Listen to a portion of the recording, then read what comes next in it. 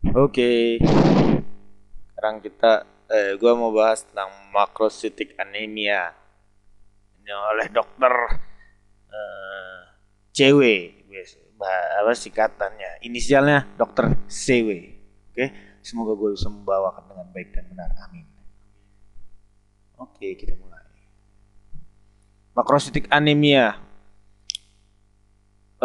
Sebelumnya di video gue sebelumnya gue udah bahas tentang anemia ya. Anemia itu apa ya? Keadaan di mana darah itu tidak keadaan di mana jaringan itu tidak dapat perfusi oksigen dari darah. Gitu. Mungkin karena jumlah eritrositnya, mungkin karena pabriknya yang kurang berespon terhadap rangsangannya, mungkin rangsangannya defisit, mungkin bahan-bahannya nggak ada dan macam-macam hal. Oke? Mungkin juga karena bentuk eritrositnya yang cacat. Nah, pokoknya gitu ya. Anemia itu keadaan di mana jaringan tuh kekurangan oksigen, ya. Oke, ya, karena oksigen itu dibawa dari darah, itu maka seakan-akan yang disalahkan adalah darah. Jadi anemia ini kan seperti anemia, tidak ada darah. Jadi jaringan nggak dapat perfusi. Gitu. Oke. Nah, makrositik dari kata makro, makro itu besar. Sitik itu dari kata sito. Jadi sito itu artinya sel. Jadi anemia dengan sel yang besar. Sel apa yang besar? Eritrosit. Oke? Macrocytic anemia itu artinya adalah anemia di mana kalau kita lihat ya, sediaan hapus darah tepi, sel darah merahnya itu ukurannya lebih besar daripada inti sel limfosit paling kecil. Paham? Oke. Macrocytic anemia itu dibagi menjadi dua, ada yang megaloblastik sama non megaloblastik. Oke, kita mulai dari terminologi pelan-pelan. Megalo itu sama aja kayak makro, itu gede. Cuman megalo ini lebay gitu loh. Gede banget. Blast, blast itu artinya sel-sel muda. Jadi megaloblastik itu adalah sel-selnya masih muda dan besar-besar. Paham? Nah, ini kenapa kok bisa selnya yang sel-sel muda besar-besar itu bisa ada di perifer? Karena ini abnormal sintesis DNA. Jadi pembentukan DNA-nya itu abnormal, ya. Sehingga gini loh ceritanya megaloblastik ini. Kalian mungkin pernah dengar yang namanya siklus sel kan? Siklus sel tuh mulai dari G1, S, G2 sama fase mitotik kan. Fase G1, S, G2 dan mitotik. Nah, pada fase S itu terjadi replikasi DNA. Berarti replikasi DNA itu membentuk DNA baru toh. Kita sebut saja sintesis DNA. Kalau di fase S ini terhambat, maju nggak ke fase G2? Tidak. Maju nggak ke fase mitotik? Tidak. Membelah nggak selnya? Enggak. Otomatis mitotik nggak ada, selnya nggak membelah. Dan kita tahu di fase G2 terjadi sintesis protein, sintesis energi segala macam, akhirnya membesar toh selnya, tapi tidak membelah karena sorry, maaf. Di G2 tidak terjadi karena stuck di fase S. Tadi gue bukan ngomong G2 ya. Maksud gue tuh G1. Lu tahu di G1 itu terjadi apa aja? G1 itu terjadi adalah pembentukan organel-organel, pembentukan energi, pembentukan protein dan segala macam terjadi di G1 menyebabkan sel itu padat dan besar. Ketika dia udah siap untuk membelah, dia masuk ke fase S. Dia mau mereplikasi DNA. Tapi kehambat di situ. Ya, kehambat di situ. Sehingga apa? Sel sudah kadung membesar, ya, udah siap membelah, tapi kehambat di fase S. Akhirnya gimana? Ya jadi gede terus dong. Iya nggak? Nah, lo tahu kenapa fase S ini tidak jalan? Kehambat. Kenapa? Karena ini defisiensi vitamin B12 dan B9 atau asam folat. Kekurangan dia. Sehingga apa? Sintesis DNA ini tidak terjadi. Stuck. Membesar. Akhirnya apa? Kan yang namanya sumsum tulang itu tempat yang sempit, ya nggak?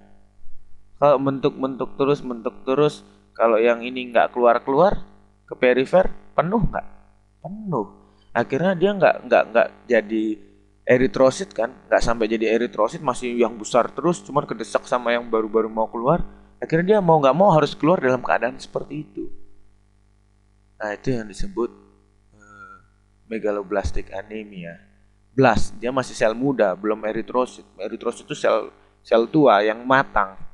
Jadi sel-sel yang besar ini, sel-sel muda ini kehambat sintesis DNA-nya sehingga dia tidak berkembang, stuck di situ aja, terus akhirnya dia kedesak sama sel-sel baru sehingga dia harus keluar ke perifer. Oke? Nah, ini menyebabkan perkembangan nukleus itu terlambat. Ya. Terus akhirnya selnya membesar. Ini yang gue bilang tadi. Oke? Sintesis DNA di mana? Di nuklear ya, di inti. Oke, sekarang yang non megaloblastik. Non megaloblastik ini selnya nih nggak ini ya, nggak mudah. Non kan, non megaloblastik dia nggak mudah. Mungkin mungkin dia sel-sel yang udah matur, cuman ukurannya lebih besar dari normal. Nah, ini mekanismenya masih belum diketahui dengan pasti. Yang jelas terjadi peningkatan lemak pada membran, lipid membran, begitu. Nah, kalau kita ngelihat di yang namanya sediaan hapus darah tepi, kita ngelihat makrositik anemia, otomatis kita ngelihat sel-sel darah merah yang lebih besar daripada inti sel limfosit paling kecil, ya enggak? Nah itu secara kasat mata, tapi itu secara kualitas. Tapi secara kuantitas itu bisa kita lihat dengan cara menghitung MCV. MCV adalah mean corpuscular volume. Gue lupa rumusnya kayak gimana. Kalau nggak salah sih satuannya femtoliter. Gue lupa rumusnya kayak gimana ya. Lu cari sendiri rumus MCV-nya. Gimana? Ada kaitannya sama hematokrit sama jumlah sel darah merahnya. Oke. Nah, kalau emang dia lebih dari 100, kita hitung MCV-nya lebih dari 100, itu pasti makrositik anemia. Ya. Belum tentu megaloblastik, belum tentu non megaloblastik. Lihat lagi. Apakah dia masih ada inti? Itu megaloblastik. Kalau udah nggak ada inti, bisa saja non megaloblastik. Oke? Paham? Oke, lanjut. Oke. Lanjut ke megaloblastic anemia, kita lebih dalam lagi, oke? Megaloblast ya, large abnormal marrow erythrocyte precursor. Jadi besar ya. Terus abnormal maksudnya gitu. Dan dia adalah precursor erythrocyte yang ada di sumsum tulang. Jadi dia ini dicirikan oleh dia ini masih sel-sel progenitor, masih sel-sel muda. Masih sel-sel muda dan dia seharusnya dia ada di sumsum tulang normalnya, tapi abnormalnya dia ada di perifer dan ukurannya juga lebih besar dari normal, itu megaloblast. Okay. Group of disorder characterized by defective nuclear maturation caused by impaired DNA synthesis.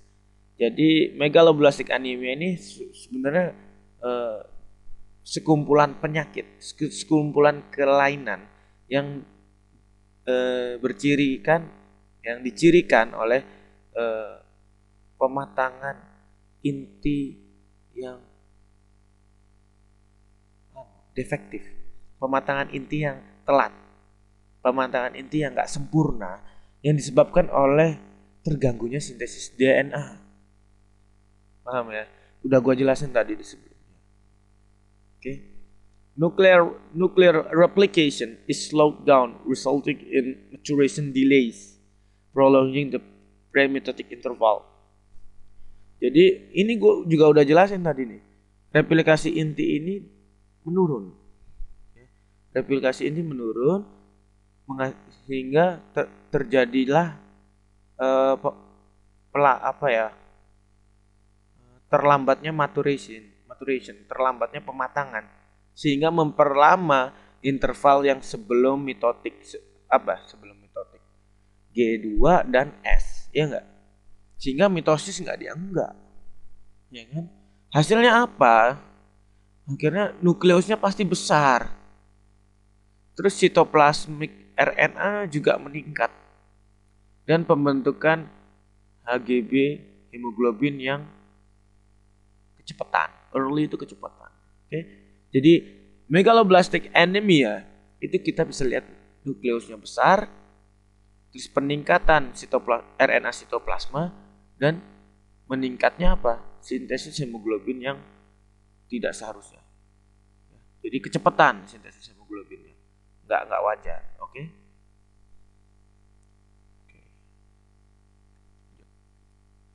Nah, megaloblastic anemia clinical finding maksudnya apa? Ini adalah manifestasi klinis dari anemia megaloblastik. Jadi kalau lo mau jadi dokter, lo mau mendiagnosis orang, lo harus lihat ini. Lo kalau mau mendiagnosis pasien ini adalah menderita anemia megaloblastik, lo harus melihat ini. Karena ini sudah pengalaman dari dokter-dokter sebelumnya, pasien-pasien sebelumnya yang menderita anemia megaloblastik itu pasti menunjukkan tanda-tanda ini. Jadi clinical finding itulah tanda-tanda klinis yang membuat lo berpikir bahwa orang ini adalah anemia megaloblastik. Oke, pertama, anemia is slow to develop. Fatigue ini lemah. Apa ya? Letih. Weakness itu lemah. Yellow color itu bukan ini ya, bukan icterus ya, bukan jaundice. Maksudnya yellow color di sini pucat maksudnya. Terus weight loss, menurun, beratnya menurun, penurunan berat badan. Dan glossitis ini gloss dari kata glosso itu artinya lidah. Itis itu artinya radang. Jadi ini adalah radang lidah nih, gambarnya nih, radang lidah. Jadi lu lihat di tengah licin, jangan di pinggir-pinggirnya nih ada putih-putih, ini papil-papilnya. Ini licin nih, ini infeksi nih, oke? Jadi dia anemia is slow to develop. Jadi anemia itu berkembang itu lambat, ya anemia ini. Oke, lanjut. Megaloblastic anemia, lab features, maksudnya apa? Apa yang bisa kita lihat dari pemeriksaan labnya? Pemeriksaan labnya itu memakai metode hematologi ya. Kalau kita lihat dari sediaan hapus darah tepi di laboratorium, kita akan lihat makrositik normokromik anemia. Jadi dia makrositik besar, ya makrosit tadi gue udah bilang. Normokromik, oke, normo itu dari kata normal, kromik itu dari kata krom itu artinya warna. Oke, jadi warnanya normal. Oke, nggak pucat, nggak merah, normal. Merah sih maksud gua, ya merah. Nggak ada hiperkromik. Normokromik itu hiperkromik juga termasuk normokromik. Anemia ya, anemia gua udah jelasin tadi. Ya jadi ketika lo lihat SADT, kita lu udah curiga orang ini letih, lemah, lesu ya kan? Oh, lu curiga anemia. Lu minta darahnya, lu hapus. Lu lihat di mikroskopik, ternyata eritrositnya lebih besar dari inti sel limfosit kecil. Wah, lu tandain apa? Lu diagnosis apa tuh eritrosit yang lebih besar dari inti sel kecil? Makrositik. Oke? Lu terus lihat warnanya pucat atau enggak nih? Ternyata enggak, normal aja, berarti normokromik. Oke? Berarti makrositik normokromik. Nah, gitu. Oke. Nah, lu lihat ada intinya atau enggak? Kalau ada intinya berarti megaloblastik. Kalau enggak ada non megaloblastik. Gampang kan? Nah, otomatis kalau makrositik selnya besar, MCH-nya seharusnya meningkat. MCH-nya dikarenakan volume selnya meningkat. Ya, MCH-nya meningkat. Kalau MCHC-nya normal. Oke. MCH-nya adalah MCHC ya. MCHC adalah main corpuscular hemoglobin concentration. Kalau ini adalah mean corpuscular hemoglobin. Jadi hemoglobin di sini hemoglobin ini kaitannya sebenarnya kalau kita ngomongin hemoglobin kaitannya sama warna kroma. Kalau hemoglobinnya normal kan kalau misal sorry. Kalau dia normokromik pasti hemoglobinnya normal. Paham ya? Oke. Sekarang RBC ini red blood cell count. HGB hemoglobin. HCT itu hematokrit. Semuanya menurun. Hitung jenis darah merahnya, hitung darah merahnya, terus kadar hemoglobin sama hematokritnya pasti menurun. Oke? Granulocyte and thrombocyte are affected as well. Terpengaruh. Jangan mentang-mentang ini anemia makrositik, sel granulosit dan trombositnya nggak ngefek, ya. Oke, kita pakai terminologi lagi ya. Granulosit. Granulo itu dari kata granula. Granula itu adalah sebenarnya butir-butir. Butir-butir, bintik-bintik itu granula. Sit itu adalah sito, sel yang bergranula akhirnya, sel yang berbintik-bintik. Yang ada di otak lo apa? Ketika gue bilang sel darah, jenis sel darah yang berbintik-bintik. Apa? Coba jawab. Ada 3 ya. Apa aja coba? Basofil, neutrofil, dan eosinofil. Dia bergranula. Jadi granulosit ini adalah sel-sel PMN, polymorphonuclear cell. Oke? Trombosit, tahu trombosit? Ini jujur gue masih belum tahu trombo itu artinya apa. Sit itu pasti sito ya. Trombo itu nanti gue coba cari lagi. Yang penting kalau lo tahu trombosit, trombosit itu adalah sel keping-keping darah atau yang disebut platelet. Itu keping-keping darah. Nah, keping-keping darah ini tadinya sebenarnya satu sel besar namanya megakaryosit. Nanti gue jelasin di hemopoiesis ya. Jadi megakaryosit ini jalurnya mielositik. Dia dari keturunan mielositik, terus dia jadi trombopoiesis namanya.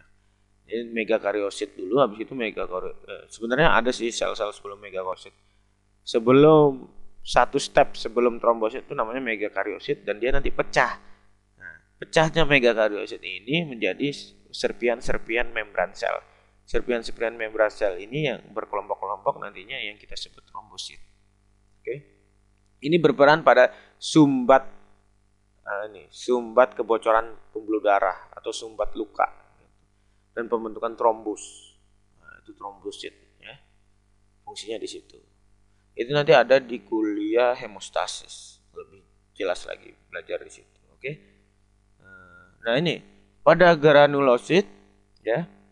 Apa efeknya anemia megaloblastik ke granulosit? Yaitu hipersegmentasi. Hipersegmentasi maksudnya apa? Hiper itu lebay, hiperaktif, berlebihan aktifnya ya. Hiper itu lebay. Segmented itu segmen-segmen. Jadi berlobus-lobus. Kalau kita lihat sel neutrofil ya. Neutrofil itu granulosit ya. Dia itu lobusnya lebih dari 4. Lebih dari 5 lah. Nah, itu hipersegmentasi, ada 8, ada 10. Nah, itu kalau kita lihat lobusnya lebih dari segitu, itu hipersegmentasi ya. Megakaryosit are abnormal resulting in thrombocytopenia. Lihat di sini. Jadi sepertinya anemia megaloblastik ini menekan perkembangan dari trombopoiesis ya. Jadi megakaryositnya abnormal. Megakaryosit yang abnormal menyebabkan trombositopeni. Trombositopeni ini maksudnya adalah jumlah trombositnya itu menurun dari normal. Kalau trombositnya kurang dari normal, berarti dia bisa nggak menyumbat luka? Jumlahnya cukup nggak untuk menyumbat luka? Nggak cukup. Jadi makanya pada orang trombositopeni akan mudah berdarah. Paham? Ya. Jadi orang-orang pada kondisi trombositnya menurun atau yang kita sebut trombositopeni itu mudah sekali terbentuk petekie di kapiler-kapilernya, dari kulit-kulitnya itu kelihatan. Mudah sekali berdarah, gusinya mudah berdarah. Ya. bahkan sampai nangis darah, enggak lebay. Oke. Oke, lanjut. Nah, ini loh yang gue bilang hipersegmentasi. Coba lo hitung lobusnya ada berapa? 1, 2, 3, 4, 5, 6, 7. Ada 7. 1, 2, 3, 4, 5, 6. Wah, banyak ya. Nah, itu namanya hipersegmentasi. Jadi megaloblastik ini ya, kita lab feature. Nah ya, lab feature-nya peripheral blood. Perifer itu artinya tepi. Jadi darah tepinya kita lihat. Triad of oval macrocyte. Lihat, ada sel-selnya besar-besar nih. Oval ya. Tapi lo lihat putihnya tetap di tengah ya, nggak terlalu besar kan. Dia normokromik tapi gede-gede. Ini gua nggak seneng nih, nggak ada limfosit kecil, jadi gua nggak bisa bandingin. Nah, terus ada Howell Jolly Body, ya ini ya, Howell Jolly Body itu ini yang kecil ini. Howell Jolly Body dan hypersegmented neutrophil. Ini hypersegmented neutrophil. Nah, lu lihat nih. Ini apa nih? Ini apa? Ini adalah apa? Limfosit kecil, lihat. Ini lebih gede kan dari ini? Intinya loh, intinya. Lebih gede kan eritrositnya. Anisositosis itu ukurannya nggak sama. Kalau poikilositosis itu bentuknya beda-beda. Oke? An itu tidak, iso itu sama. Sitosis sito tuh sel. Kalau ada kata sisis itu pasti banyak. Jadi banyak sel yang bentuknya banyak sel yang ukurannya berbeda-beda. Jadi antara sel satu dan sel lain ukurannya tuh beda-beda. Ada yang besar, ada yang lebih besar lagi, ada yang lebih kecil lagi gitu. Kalau poikilositosis maksudnya tuh bentuknya yang berbeda-beda. Bentuk sel darah merahnya tuh beda-beda nih, seperti ini ada teardrop ya kan. Ada yang oval gitu dan macam-macam. RBCs red blood cell maksudnya ini adalah sel darah merah itu adalah fragile. Fragile itu artinya mudah pecah. Lu kalau pernah dulu waktu tahun 90-an apa sampai sekarang kali ya. Itu kalau misalnya lu bawa barang pecah belah kan ditempelin tulisan, ada gambar gelas terus tulisan fragile gitu kan, fragile. Itu artinya barang mudah pecah. Jadi supaya para pengangkut porter yang di itu nggak sembarangan ngangkat dia gitu loh. Paham nggak? Nah, fragile ini adalah mudah pecah maksudnya. Jadi red blood cell-nya ini mudah pecah. Lifespan-nya itu akhirnya apa? Angka harapan hidupnya pasti rendah dan banyak yang mati di sumsum tulang. Sehingga kadar LDH yang seharusnya ada di dalam sel itu keluar masuk ke darah. Jadi kita cek kadar LDH di dalam darah meningkat. Paham nggak? Seharusnya ini kan di dalam sel LDH. Laktat dihidrogenase ini kan yang buat ngerubah si asam pirufat menjadi laktat kan. Ini emang ada di sel darah merah. Fungsinya untuk apa? Mempercepat glikolisis. Karena di sel darah merah nggak ada mitokondria. Jadi cuman glikolisis saja yang dipakai. Otomatis kalau glikolisis terus dipercepat oleh apa? Laktat dihidrogenase nih. Fungsinya untuk menghasilkan NADPH. Kalau nggak salah NADH apa NADPH. Coba lu cek lagi. Nah itu yang dibutuhkan pada glikolisis. Ya. Jadi LDH ini normalnya ada di dalam sel. Karena selnya banyak yang mati, LDH keluar. LDH keluar ke dalam darah kita. Jadi kalau misalnya kita cek kadar LDH darah meningkat dari normal, lebih dari normal, kita bisa lihat di situ. Berarti ada darah merah yang mati di situ. Paham nggak? Gitu ya. Oke.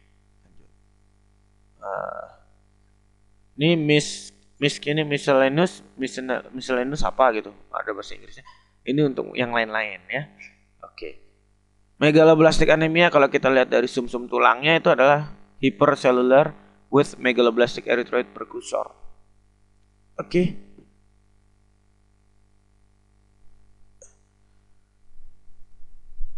Jadi dia lebih besar. Jadi lebih besar ukurannya. Terus dan itu merupakan prekursor eritrosit. Jadi belum eritroid makanya menyerupai eritroid dan besar-besar. M dan E rasio decrease. E itu apa? Eritrosit. M-nya mieloidnya ya. Si itu sel-sel mudanya. Rasio sel muda sama sel yang matang itu adalah menurun, decrease. Jadi ini sorry, gue lupa nih M dan E ini apa nih. Gue nggak bisa sembarangan nih. Oke, nanti gue coba pikir-pikir dulu. Simpan aja dulu ya. Jadi rasionya sebenarnya gini. Rasionya kalau rasionya menurun megaloblastik. Ya. Berarti kalau menurun kira-kira M-nya yang besar apa E-nya yang besar? Kalau mau menurun. E-nya yang besar nih. E-nya ini yang besar, ininya M-nya kecil. Berarti menurun. Nah, kira-kira E ini apa yang jumlah E yang besar ini menandakan megaloblastik anemia, itu dia. Jadi gue mesti tahu dulu nih M dan E ini apa, oke? Nanti gue bakal komen lah di bawahnya kalau gue udah tahu. Chemistries, ya. Chemistry ini kimiawinya. Kita lihat dia defisiensi vitamin B12, defisiensi asam folat, meningkatnya methylmalonic acid. Ini udah gue jelasin di anemia sebelumnya yang gue bahas di PPT Dr. Sueno ya. Methylmalonic acid, MMA, methylmalonic acidnya ini meningkat pasti. Homocysteine juga meningkat ya.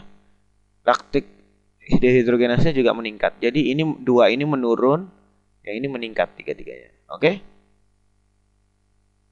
Paham ya? Lanjut. Nah, ini dia. Nih tabel ini maksudnya apa? Oke, coba kita lihat.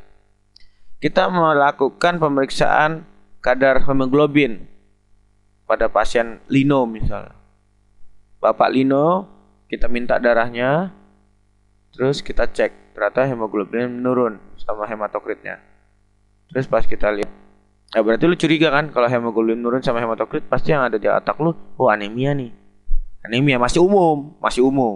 Terus lu cek sediaan hapus darah tepinya, ternyata kita lihat gede-gede selnya, kita hitung MCV-nya ternyata lebih dari 100. Otomatis kita ngelihat anemia yang gimana? Makrositik apa mikrositik? Gimana Bapak Lino?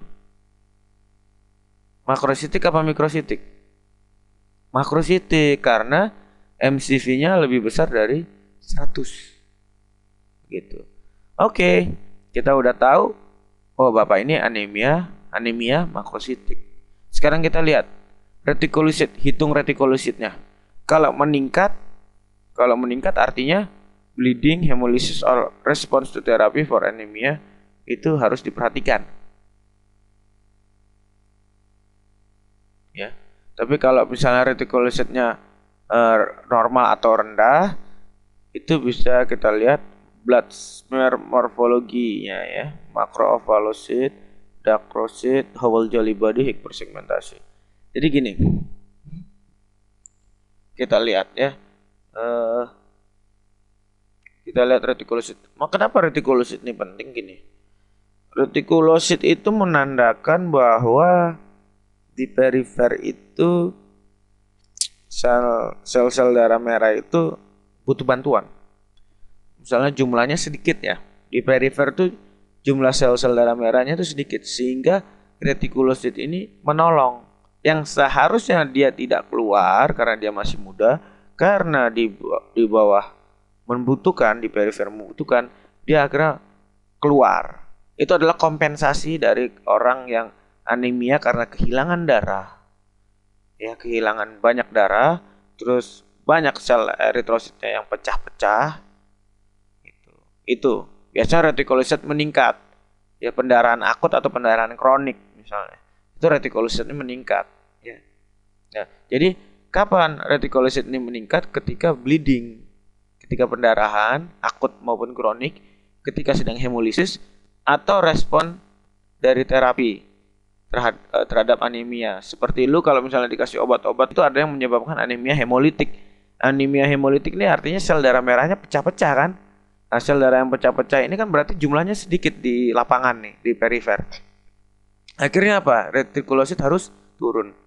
Sebelumnya gue mau klarifikasi, retikulosit itu adalah tahapan perkembangan sel darah merah mulai dari rubriblas sampai ke eritrosit, dia ada di tengahnya itu. Pokoknya sebelum eritrosit matang itu dia satu step di atasnya adalah retikulosit. Retikulosit ini adalah sebenarnya sel darah merah ya yang masih muda yang udah ngeluarin intinya udah nggak ada, cuman jadi serpihan-serpihan inti gitu, serpihan kromosom di dalamnya. Jadi ketika lu warnai dengan white nggak bakal kelihatan serpihannya. Tapi kalau lu warnai dengan new crescent blue, lu bisa ngelihat itu. Lu bisa ngelihat pecahan-pecahan kromosom itu, serpihan-serpihan kromosom. Nah, itu yang kita sebut retikulosit. Ya. Oke, kalau misalnya retikulosit count-nya normal atau rendah, oke. Kita cek lagi blood smear morfologinya gimana? Apakah makroovalosit? Terdapat makroovalosit, terdapat dacrosit, terdapat Howell Jolly bodies yang tadi atau hipersegmentasi. Kalau misalnya terdapat Howell Jolly bodies, hipersegmentasi, makroovalosit dan dacrosit terdapat, maka kita bisa lanjutkan ke penghitungan serum vitamin B12. Jadi kita bisa lanjut ke pemeriksaan lab selanjutnya. Kita hitung kadar vitamin B12 dia di dalam darah. Gimana, normal atau rendah? Oke? Nah, kalau misalnya ini kita tidak ketemukan, ya, misalnya nih, makroovalosit nggak ketemu, alias makrositnya di selnya nggak gede. Jadi kita MCV-nya emang MCV-nya lebih dari 100 tapi nggak ada makrosit. Terus gimana? Berarti jangan-jangan ada salah penghitungan di MCV-nya, ya. Consider false increase in MCV. Jadi salah pada penghitungan MCV yang dikarenakan apa? Ini agglutinin atau hiperglikemia.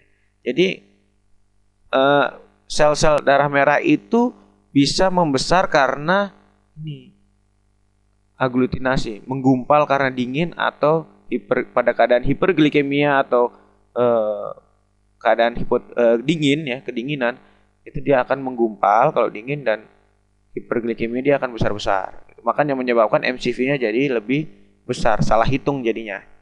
Jadi berarti sebenarnya nggak makrosit kan, bisa aja normosit atau mikrosit, paham? Nah, sedangkan kita lihat oval apa enggak ya, ternyata enggak, dia bulat, round, makrosit. Berarti suspek normoblastik makrositik anemia. Jadi kita suspeknya curiga normoblastik, berarti ya, normal, blast sel muda, makrositik sel besar, dan anemia. Nah, normoblastik makrositik anemia ini bisa disebabkan oleh penyakit hati misalnya. Penyakit hati, hemolitik anemia hemolitik ya. Shift retikulositosis itu maksudnya pergeseran ke retikulosit yang tinggi. Jadi retikulositnya meningkat seharusnya. Terus alkoholisme itu biasanya efeknya ke hepar sebenarnya. Terus aplastik anemia ini keadaan di mana sumsum tulang ini sudah tidak berespons. Sumsum tulang ini rusak. Sistem eritropoiesisnya itu rusak sehingga dia tidak memproduksi maksimal. Jadi seharusnya 100 gitu misalnya per hari atau berapa gitu. Normalnya 100 gitu, dia dikurang dari 100 sehingga plastik ya. Jumlahnya itu kurang dari normal. Udah, gitu aja. Ini apa sih, kenapa harus ngerti tabel ini? Ini adalah cara lu mendiagnosis orang itu anemia makrositik atau enggak. Kalau enggak, kecurigaannya mana-mana aja, gitu ya. Oke. Nah, ini maksudnya apa nih? Oh, penyebab penyebab dari anemia megaloblastik. Pertama adalah defisiensi vitamin B12. Sudah gue jelasin di awal ya. Ini asam folat, vitamin B9 kekurangan. Bisa karena obat-obatan. Ya, obat-obatan ini menyebabkan anemia megaloblastik. Myelodysplastic syndrome. Kayaknya sih ini penurunan ini kayak myelocytic dysplasia.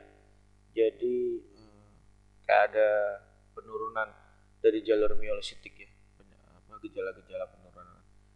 Pokoknya intinya sel-sel myelocytic seperti eritrosit, trombosit, dan beberapa sel leukosit seperti monosit dan polimorfonuklear tuh jumlahnya rendah gitu. Diproduksinya lebih sedikit. Itu gejala-gejala seperti itu. Terus gara-gara leukemia akut. Leukemia akutnya ada dua, ada myelocytic sama limfositik. Ya. Leukemia akut. Nanti itu dijelaskan di kuliah leukemia, oke? Cukup tahu aja, hafalin aja nih. Yang jelas, yang penting adalah vitamin B12 deficiency sama folate deficiency. Oke. Ini drug juga penting, yang selalu tahu ada obat-obatan juga bisa. Sindrom myelodysplastic sama akut leukemia. Megaloblastic anemia. Pertama kita bahas defisiensi vitamin B12. Vitamin B12 atau cyanocobalamin. Seperti kenapa kok bisa defisiensi? Pertama karena intake hariannya itu tidak adekuat, ya, intake hariannya itu tidak bagus.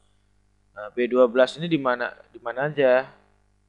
Dia berasal dari makanan-makanan yang berasal dari binatang, hewani, ya, makanan hewani seperti daging merah, fish, ya, ikan, poultry ini ormawa bukan sih? Oh bukan. Poultry ini sebentar, gue cek Google Translate dulu. Gue nggak begitu hebat bahasa Inggris soalnya nih. Sorry. Setahu gue poultry itu ormawa di kampus gue tuh. Oh, poultry itu daging unggas. Jadi seperti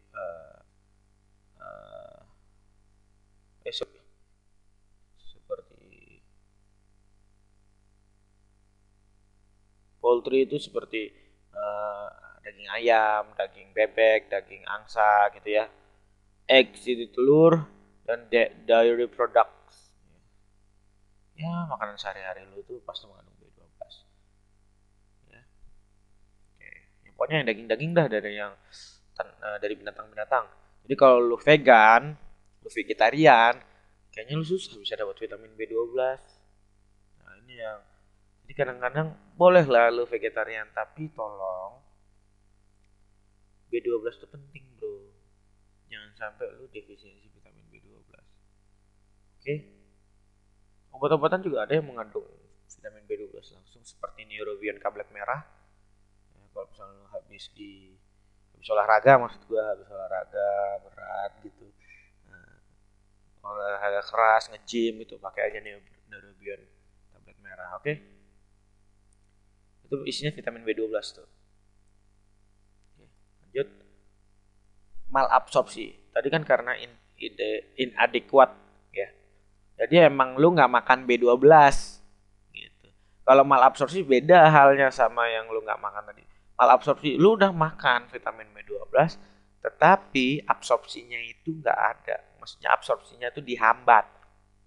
Itu juga bisa menyebabkan defisiensi vitamin B12. Contohnya anemia perniciosa. Pernicious anemia caused by gastric parietal cell atrophy which cause decreased secretion of intrinsic factor. Intrinsic factor is necessary for B12 absorption. Jadi gini, misalnya nih di gaster lu tuh ada yang namanya sel parietal. Ini bukan misalnya, ini beneran.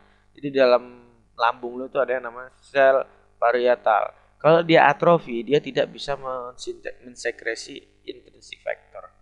Intrinsic factor ini apa sih bro? Intrinsic factor ini adalah protein.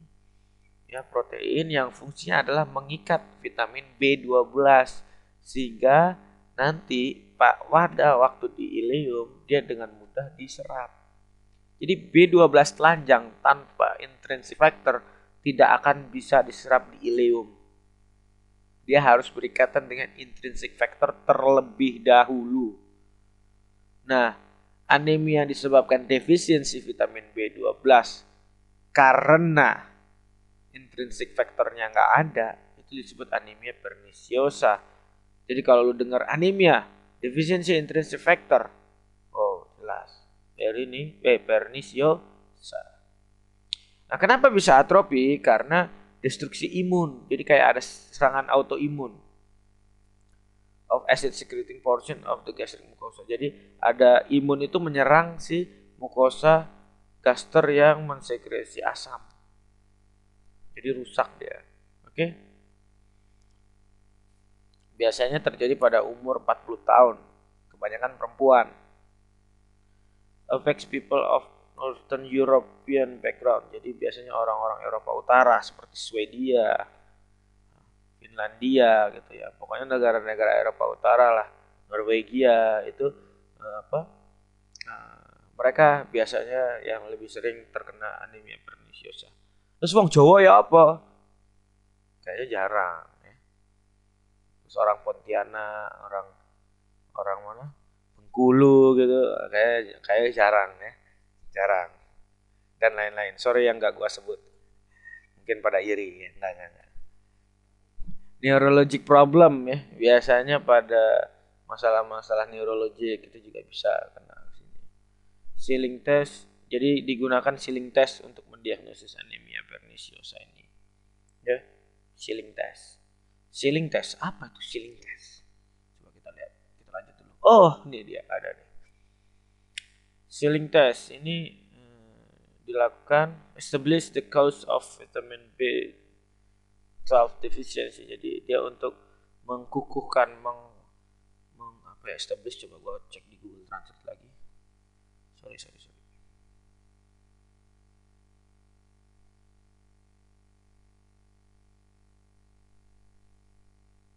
Menetapkan. Oke. Sealing test ini fungsinya untuk menetapkan penyebab dari defisiensi vitamin B12. Itu kenapa? Ya. Jadi untuk menetapkan defisiensi vitamin B12 ini karena apa gitu. Nah, tes ini dibagi menjadi dua bagian. Tes ini dilakukan dalam dua bagian. If parts 1 and 2 abnormal. Oh iya, jadi ada dua bagian tes, sorry. Jadi kalau bagian pertama dan bagian kedua itu abnormal, pasti perniciosa, anemia perniciosa. Sedangkan kalau cuma part satunya doang yang abnormal, berarti cuma gara-gara malabsorpsi. Ya. Malabsorpsi. Mungkin karena mukosa ileumnya yang atrofi, ya. Oke, coba kita lihat nih. Step pertama, tes B12. Hasilnya kurang lebih dari 300 pikogram per mililiter. Bukan perniciosa anemia. Tapi kalau dia kurang dari 300 pikogram per mililiter, lanjut ke step 2. Yaitu adalah tes methylmalonic acid atau tes MMA. Tes MMA, misalnya kadarnya kurang dari 0,4 mikromol per liter, berarti bukan perniciosa anemia. Tapi kalau hasilnya lebih dari 0,4 mikromol per mililiter, kita lanjut ke step 3 yaitu intrinsic factor blocking antibody. Jadi kita lihat apakah terdapat antibody terhadap intrinsic factor. Kalau misalnya tes IF blocking antibody ini hasilnya positif, berarti perniciosa anemia. Tapi kalau hasilnya negatif, lanjut ke step 4 yaitu parietal cell antibody. Jadi kita lihat antibody terhadap sel parietal. Apakah ada? Kita lihat. Kalau positif berarti anemia perniciosa. Jadi anemia perniciosa yang gara-gara diserang imun itu ada dua. Bisa intrinsic faktornya yang diserang. Jadi kalau intrinsic faktornya diserang, bisa nggak nempel vitamin B12-nya? Intrinsic faktornya ketempelan antibody. Ya nggak bisa. nggak bisa. Si apa vitamin B12 tidak bisa nempel jadinya. Tapi kalau misalnya sel parietalnya yang diserang sama antibodi atau sel-sel imun kita, otomatis dia nggak bisa sintesis intrinsic factor. Mungkin ada tapi kadarnya rendah gitu. Makanya ketika dilihat eh, apa bisa aja kalau misalnya yang diserang adalah sel parietalnya. Mungkin intrinsic factornya nggak diserang, jadi sini seakan-akan bisa negatif. Jadi intrinsic factornya ada mungkin sedikit ya, cuman nggak diserang sama antibodinya, ya kan? Nggak diserang sama antibodi. Mungkin bukan dia yang diserang, tapi si pembuatnya, yaitu si parietal cell. Kalau emang hasilnya positif ya berarti tetap anemia perniciosa. Tapi kalau hasilnya negatif, kembali lagi ke nggak lanjut ke step 5 yaitu gastrin test. Kita lihat di tes gastrin. Terus bila hasilnya kurang dari 100 pikogram per mililiter berarti bukan perniciosa anemia. Tapi kalau hasilnya itu lebih dari 100 pikogram per mililiter, perniciosa anemia, diagnosis indirect kontaminasi. Oke? Nah, paham ya? Jadi coba lu baca-baca lagi diagram ini ya. Pakai cara gua tadi, cara bacanya gimana. Gue suka kayak gini-gini. Lanjut. B12 malabsorpsi. Ini kenapa nih? Kok bisa terjadi malabsorpsi? Kan di sini kan lu lihat di sini ya. Nih. If part 1 only abnormal malabsorpsi. Ya. Bukan karena intrinsic faktornya diserang imun atau parietal cellnya bukan diserang imun, tapi karena malabsorpsi. Malabsorpsi ini nggak bisa diarahkan ke anemia perniciosa. Enggak. Anemia perniciosa itu malabsorpsi juga, tapi karena intrinsic factor atau sel parietalnya yang diserang sistem imun. Tapi kalau malabsorpsi bukan karena intrinsic factor sama sel parietal yang diserang sistem imun, itu ada yang lain. Nah, ini contohnya di sini. Seperti gastrectomy. Nah, pada orang yang gastrectomy, mungkin sel parietalnya kebuang. Sel parietalnya kebuang, akhirnya intrinsic factornya lebih rendah sedikit. Oke? Blind loop syndrome. Jadi blind loop syndrome ini adalah bakteri. Bakteri yang ada di dalam lambung itu dia memakai vitamin B12. Tunggu dulu bro. Bukannya di dalam lambung itu asam. Seharusnya bakteri nggak ada dong di dalam situ. Eits. Ada satu bakteri yang tahan asam dan bisa hidup di lambung manusia. Menyebabkan gastritis. Ulcerasi gastritis. Itu sih. Tahu bakterinya siapa? Tolong dihafal ya. Helicobacter pylori. Diambil dari kata gaster pyloricum. Jadi kan ada regio di gaster kalau masih ingat anatominya, ada yang namanya antrum pyloricum, pylorus. Nah, itu di situ ada bakteri yang bisa tahan dan dia memakanin vitamin B12. Namanya Helicobacter pyloricum. Terus bisa juga gara-gara cacing pita. Cacing pita yang namanya Diphyllobothrium latum. Ini lo harus ingat. Diphyllobothrium latum ini akan bersaing untuk mendapatkan vitamin B12 terhadap kita. Ini adalah fish ya, cacing pita ikan, Diphyllobothrium latum. Dia akan bersaing bersama kita memperebutkan vitamin B12 sehingga mungkin ujung-ujungnya nggak bersaing juga bagi-bagi. Lalu kekurangan dia lebih menang banyak. Lalu kekurangan dia juga kekurangan, bisa juga. Nah, penyebab lain seperti obat-obatan, contohnya alkohol, nitrous oxide, antitubercular drug, nah, ini menyebabkan defisiensi vitamin B12. Contohnya isoniazid kalau nggak salah ini, antitubercular drug. Gue juga lupa mekanismenya kayak gimana. Gue mungkin salah juga, coba nanti lo cek lagi. Alkoholisme, jangan minum alkohol. Nih, kayak temen gue nih, gara-gara alkohol rumah sakit dia. Udahlah lupain aja lah. Nah, tapi ya itu udah lupain aja lah. Ya untungnya nggak sampai defisiensi vitamin B12. Cerita sedikit lah gua. Terus gara-gara NO nitrous oxide sama obat anti tuberkular. Oke. Lanjut. Nah, megaloblastik anemia gara-gara defisiensi asam folat. Defisiensi asam folat.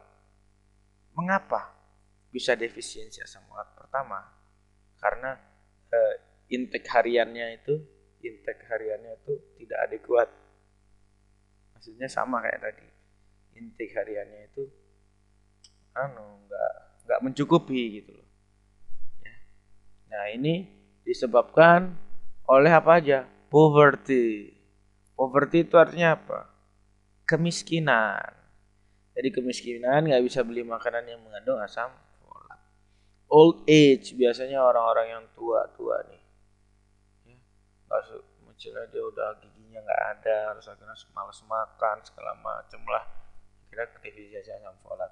Dan alkoholisme balik lagi. Jangan minum alkohol lah pokoknya ya, nggak bagus. Ya. Megaloblastic anemia, folic acid deficiency disebabkan malabsorpsi. Contohnya ada Crohn disease ya, ileitis. Ileitis ini ileum. Tis itu infeksi, jadi infeksi ileum. Sehingga penyerapannya nggak cuma asam folat, macam-macam bisa nggak bisa menyerap ya. Tropical sprue ya, tropical sprue. Ini kalau nggak salah sariawan. Blind loop syndrome ini yang tadi ya, Helicobacter pylori tadi ya, gara-gara bakteri bisa juga. Non tropical sprue, misalnya gluten sensitive enteropathy, jadi penyakit usus yang gara-gara gluten sensitif. Ini misalnya gluten, kalau nggak salah gue baca di Sherwood ada yang namanya gluten, itu adalah polisakarida kalau nggak salah. Dia itu nempel di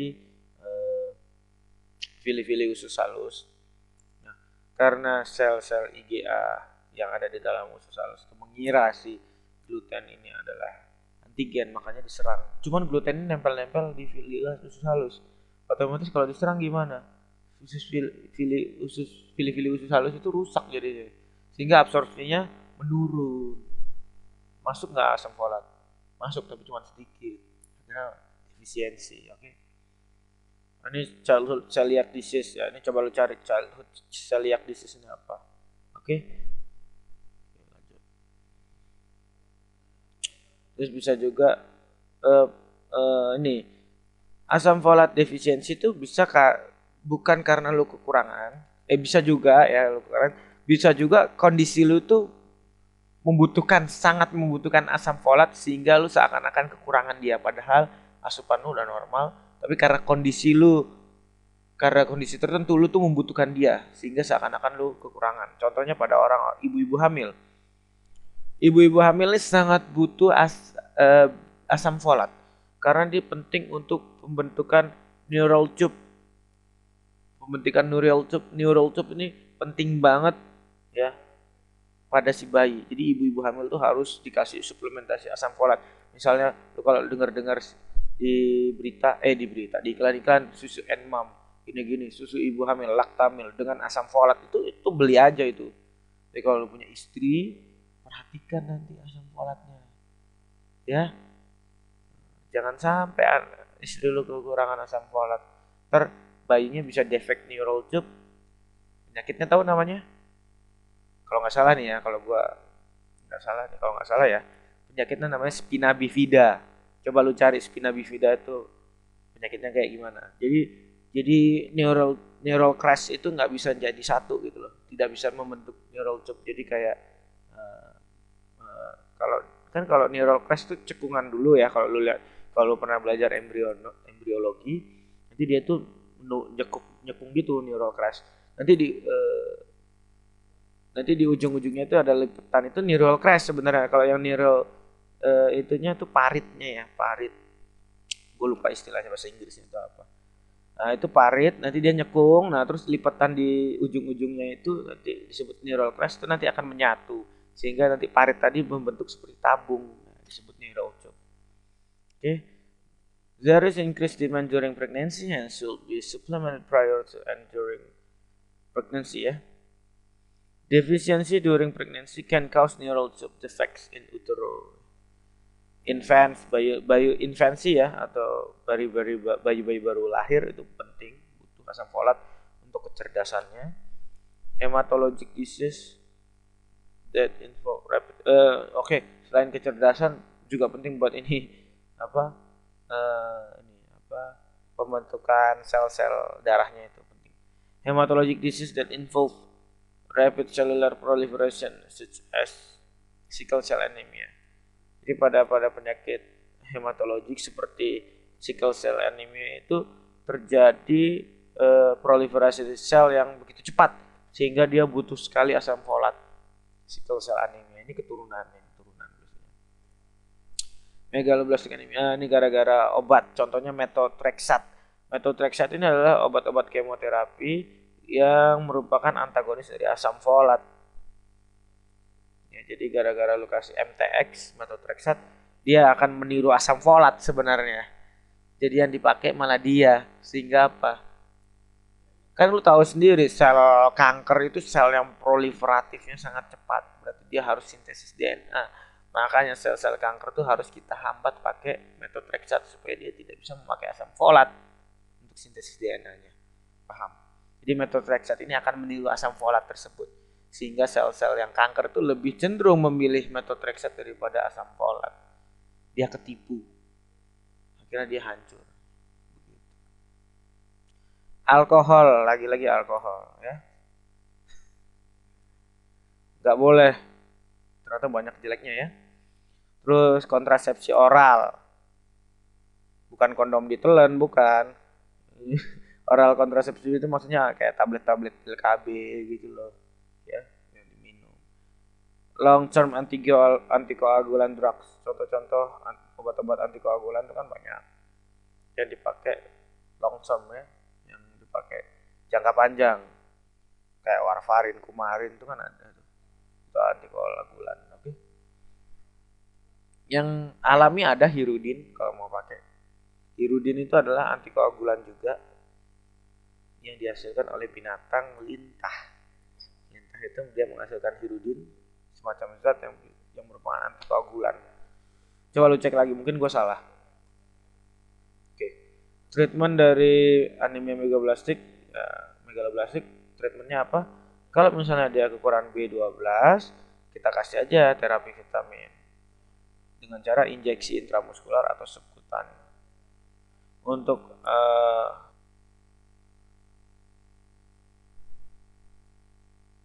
iya, vitamin B12 bisa injeksi ya.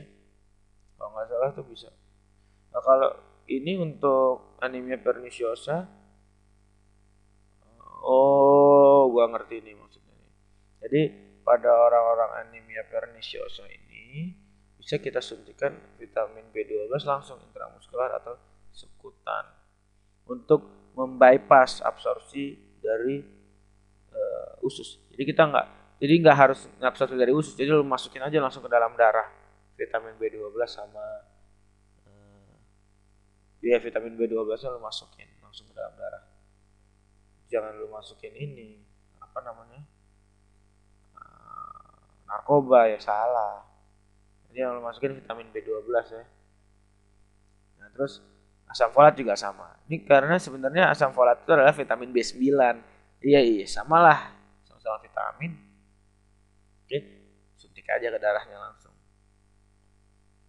Oke. Nah ini non megaloblastic anemia, nanti gue lanjutin di part kedua. Takutnya kebanyakan nanti ya. Oke. Halo. Lanjut ke non megaloblastic anemia. Oke.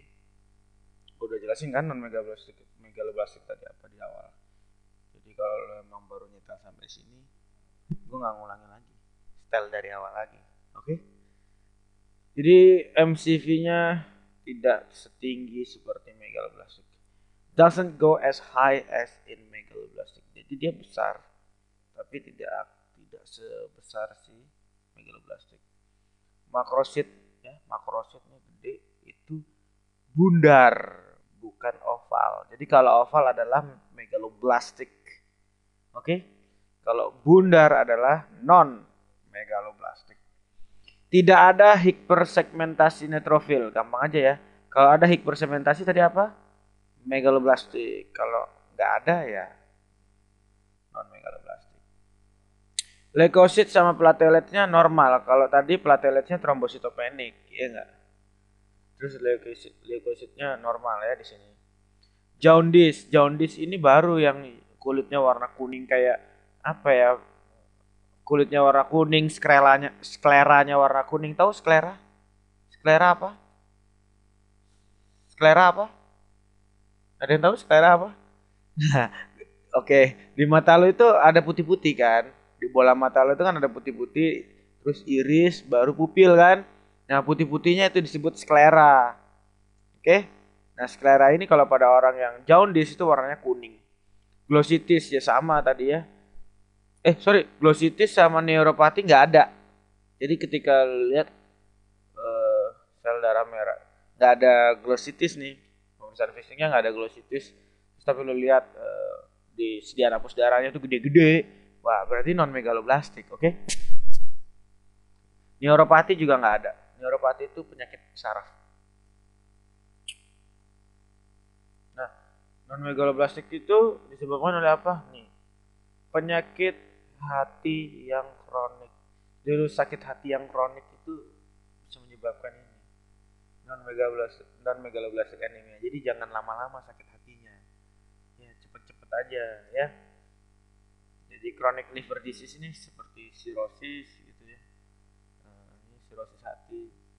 Pada alkoholisme lagi alkoholisme. Alkohol itu adalah dia memiliki efek toksik terhadap red blood cell. Jadi bisa juga eritropoietisnya yang terstimulasi. Oke, nanti kita lihat di belakang, dijelasin satu-satu. Aduh. Oke. Sekarang penyakit hepar. Penyakit hati biasanya disebabkan blood loss, kehilangan darah. Kehilangan darah bisa menyebabkan penyakit. Ya. Terus alkoholisme. Aduh, jangan ya. Terus defisiensi folat. Terus terganggunya respon sumsum tulang terhadap eritropoietin. Terus hemolisis. Ini biasanya terasosiasi. Jadi menyebabkan liver ya. Penyakit liver. Terus gambaran pada sediaan hapus darah tepinya untuk sel darah merahnya kita bisa lihat target sel. Sel target. Jadi juga bisa dilihat pada anemia non megaloblastik, bisa juga pada thalassemia target sel. Akantosit, makrosit ya, hipokrom. Jadi ada yang warnanya pucat putih gitu sama mikrositosis itu kecil-kecil. Anemia yang terkait dengan alkoholisme. Etanol itu mempunyai efek toksik terhadap sel-sel prekursor. Ya. Sel darah merahnya makrosit. Jadi ini racun untuk sel-sel darah yang di sumsum tulang. Stimulated erythropoiesis, increase EPO. Meningkatnya EPO, adequate iron. Gue mau cerita sedikit tentang doping darah di sini. Doping darah itu yang sering dipakai adalah EPO. Obat namanya EPO itu adalah doping darah. Biasanya dipakai atlet. Kenapa atlet curang itu pakai ini? Atlet curang itu pakai EPO. Gini ceritanya. Mereka berpikir dengan banyaknya jumlah eritrosit di dalam darah mereka bisa meningkatkan kapasitas oksigen mereka. Dari situ dia berpikir, oh kita rangsang aja sumsum tulang bikin sel darah merah. Dan kita tahu secara fisiologis eritropoietin yang dihasilkan oleh ginjal itu bisa merangsang sumsum tulang untuk membentuk eritrosit. Nah, dia pengen nyari obat yang bisa seperti itu. Jadi tanpa dalam keadaan darurat, eritropoietin itu dilepaskan dalam keadaan darurat ya. Ketika jumlah darah merah turun, terus perfusi ke jaringan turun, tuh dia langsung melepaskan itu. Nah, tapi kalau dalam keadaan nggak darurat dia nggak bakal dilepaskan eritropoietin. Makanya atlet curang ini mencari obat yang bisa merangsang secara buatannya itu EPO itu yang disebut doping darah. Jadi intinya doping darah ini fungsinya untuk merangsang sumsum tulang. Jadi dia semacam obat sintesis buatan, fungsinya untuk merangsang sumsum tulang untuk sintesis eritrosit sebanyak-banyaknya. Ini bisa menyebabkan kanker loh, pakai kayak gini. Hati-hati. Terus pelepasan retikulosit. Retikulosit kan normalnya pada dalam keadaan darurat dia keluar kan, tapi ini jadi keluar semua gara-gara eritropositnya terstimulasi. Megaloblastic anemia, a form of anemia characterized by the presence of large, immature, abnormal red blood cell progenitors in the bone marrow. Jadi anemia megaloblastik ini ciri-cirinya adalah terdapatnya sel progenitor sel darah merah. Jadi progenitor sel darah merah yang abnormal, nggak matang dan besar-besar. Itu terdapat di sumsum tulang, bone marrow. 95% kasus adalah terkait dengan asam folat atau jadi terkait. Jadi 95% kasus anemia megaloblastis ini terkait dengan defisiensi asam folat dan vitamin B12. Oke? Ini gambar-gambarnya nih. Makrositik kan besar kan. Sitoplasmanya biru sekali. Kita bisa lihat ada anak inti di dalamnya ya. Static test for folate or B12 status. Asam folat itu diukur whole blood. Whole blood itu jadi pengukuran seluruh darah. Jadi mau semuanya whole blood itu darah utuh semuanya. Terus bisa juga dicek serumnya juga sendiri. Jadi dihitung dulu whole bloodnya, diukur baru serum sendiri. Jadi kita ngitung kadar folat dalam whole blood sama dalam serum. Perbedaannya itu digunakan untuk mengkalkulasi. Difference is used to calculate the red blood cell folate concentration. May better reflect the whole folate pool. Jadi perbedaan antara whole blood sama serum itu digunakan untuk mengkalkulasi konsentrasi asam folat di dalam darah, sel darah merah. Oke? May better reflect the whole folate pool. Jadi sangat merefleksikan semua folat pool, cadangan folat. Can also test serum in fasting patient. Jadi bisa juga ngecek serum pada pasien-pasien yang sedang puasa. B12 cuma diukur di dalam serum, nggak bisa di whole blood serum. Jadi lo harus tahu bedanya whole blood sama serum. Paham nggak lo? Yang namanya whole blood itu semuanya. Darah itu darah intravena, lo habis dari vena fusi lo ambil semua. Terus lo masukin tabung, itu adalah whole blood. Terus lo biarin mengendap yang merah. Yang merah mengendap di bawah sehingga nanti antara merah dengan yang bening di atasnya itu ada batas putih yang disebut buffy coat. Nah, yang putih di atasnya itu, cairan yang putih di atasnya bening, itu yang disebut serum. Yang di atasnya buffy coat itu. Jadi serum itu dia adalah plasma darah yang tidak mengandung faktor pembekuan. Jadi dia adalah plasma darah atau whole blood ya, atau kita bisa sebut darah utuh yang tidak mengandung sel-sel darah dan faktor-faktor pembekuan. Jadi dia isinya bisa antibodi ya, segala macam. Serum itu ya.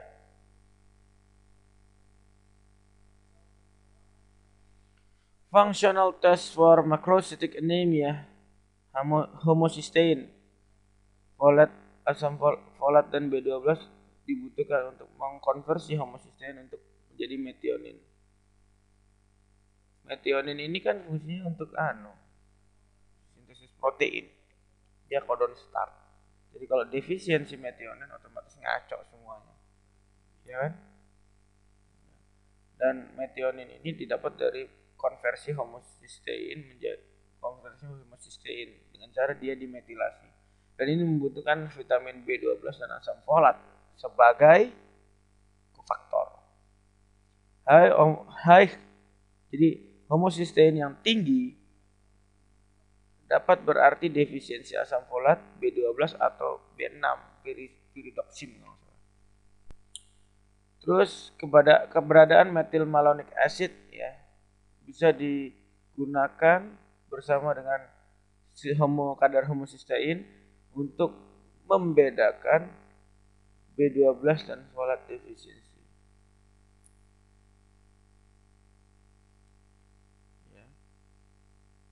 Meningkat pada B12 defisiensi. Jadi ketika kita mengecek kadar metil maloniknya meningkat, berarti dia adalah defisiensi B12. Jadi dengan cara kita mengukur kadar metil malonic acid di dalam darah ini, kita bisa membedakan kalau anemia ini defisiensi folat atau B12. Kalau metil maloniknya tinggi, ya kita cek tinggi, berarti dia defisiensi vitamin B12, bukan asam folat.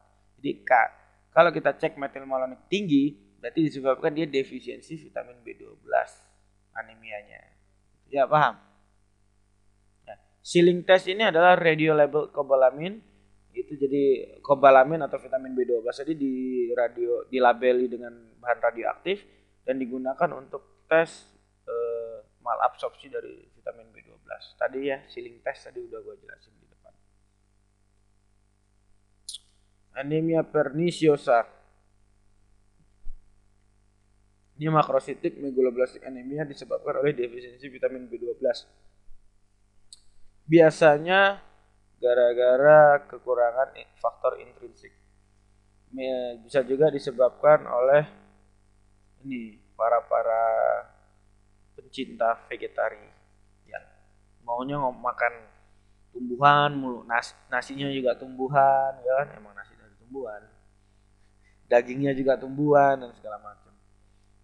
Also can be caused by gastric acid secretion.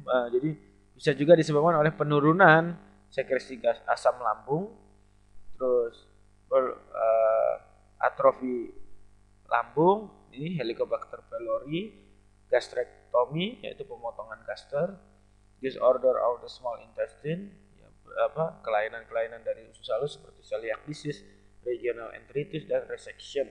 Resection itu kayak dipotong terus disambung lagi gitu loh.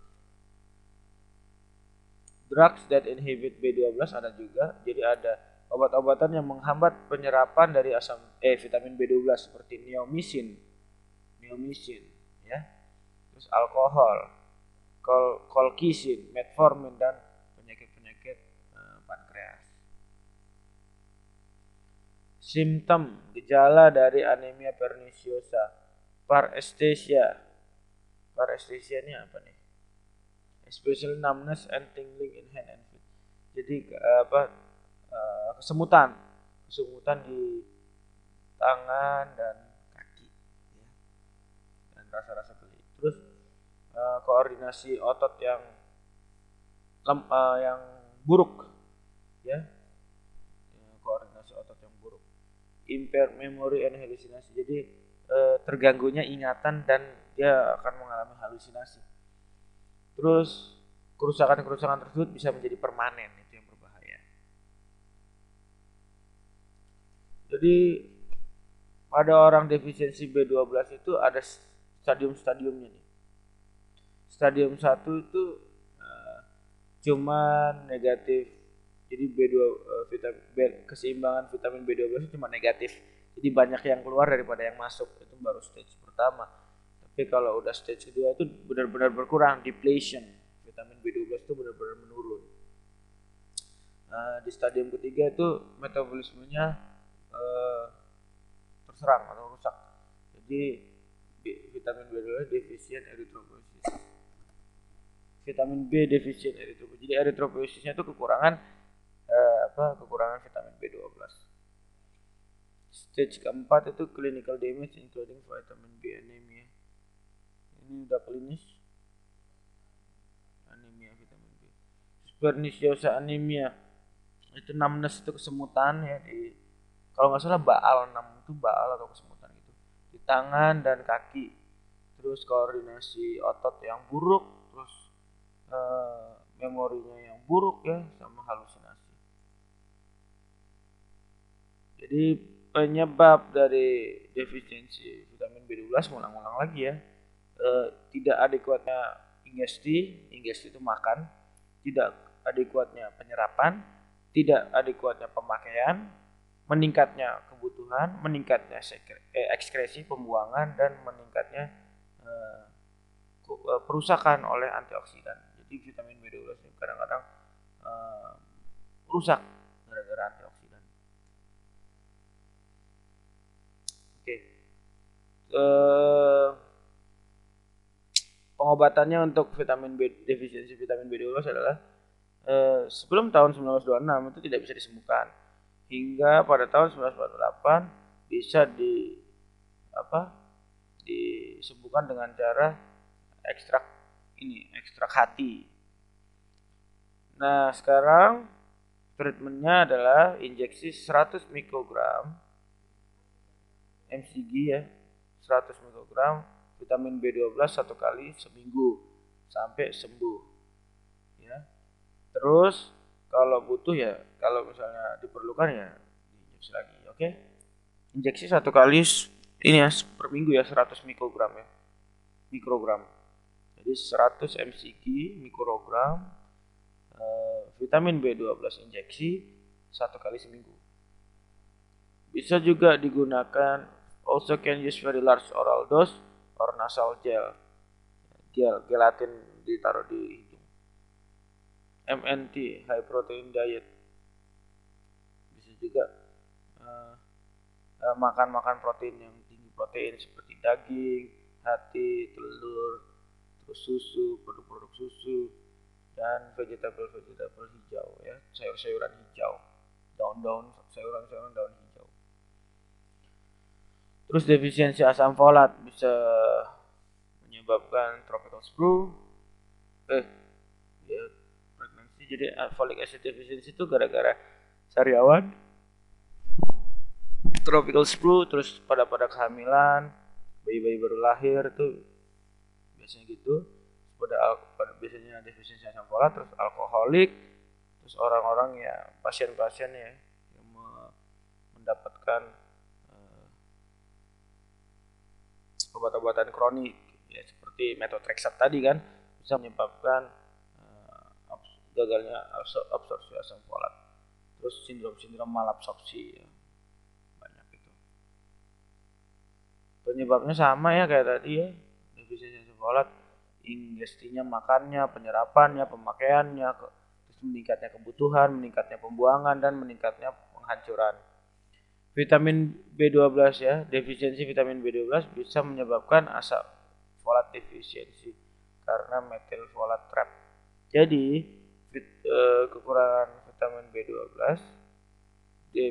defisiensi vitamin B12 itu bisa berujung pada berkurangnya asam folat juga gara-gara nih methyl folat trap. Apa sih methyl folat trap? Nanti ada selanjutnya.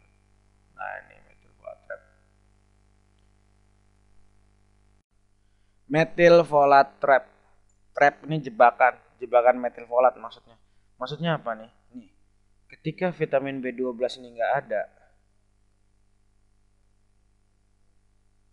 tetrahidrofolat dalam tubuh kita itu dalam keadaan 5 metil tetrahidrofolat, di mana dia itu inaktif.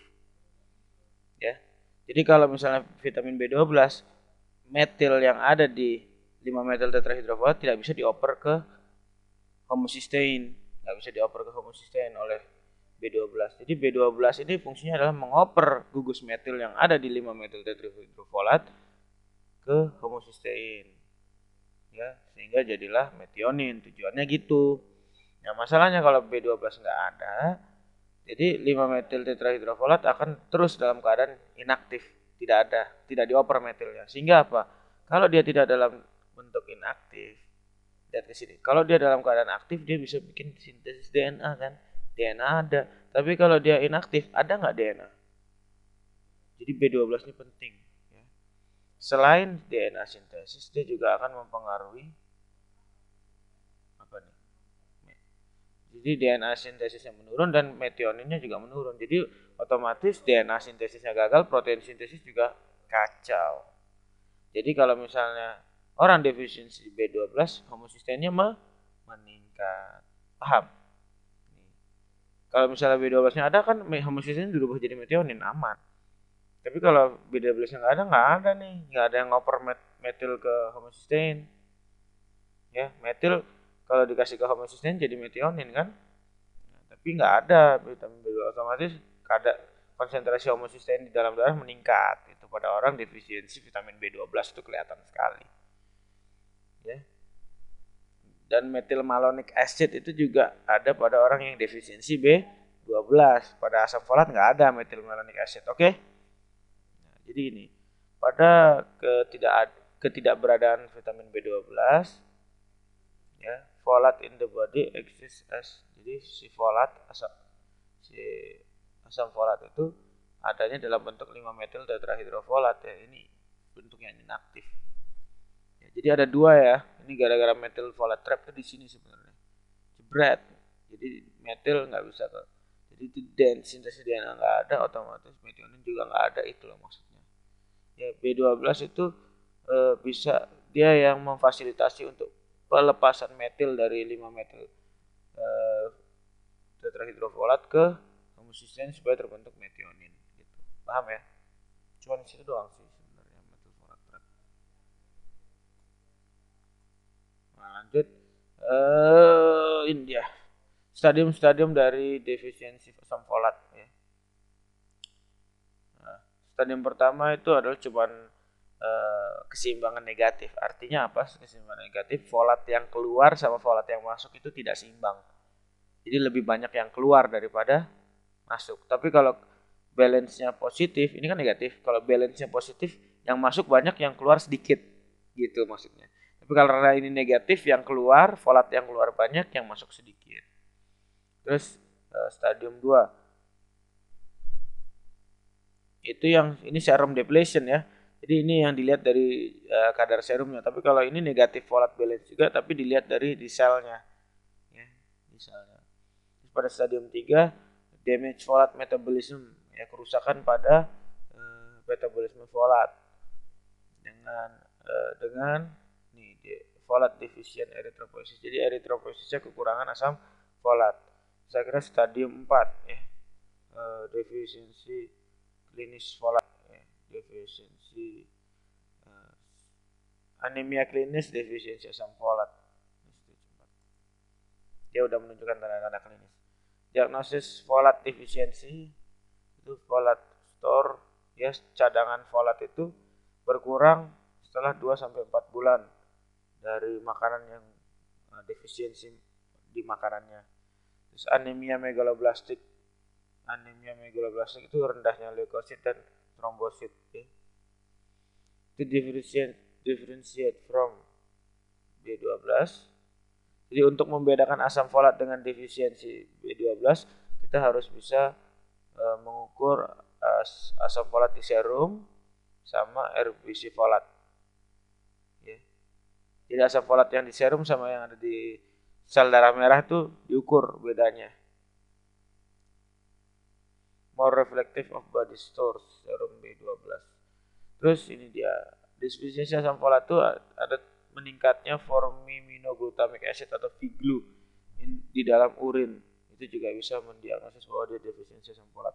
Jadi FIGLU, formiminoglutamik acid, itu meningkat di urin penderita pasien-pasien penderita defisiensi asam folat.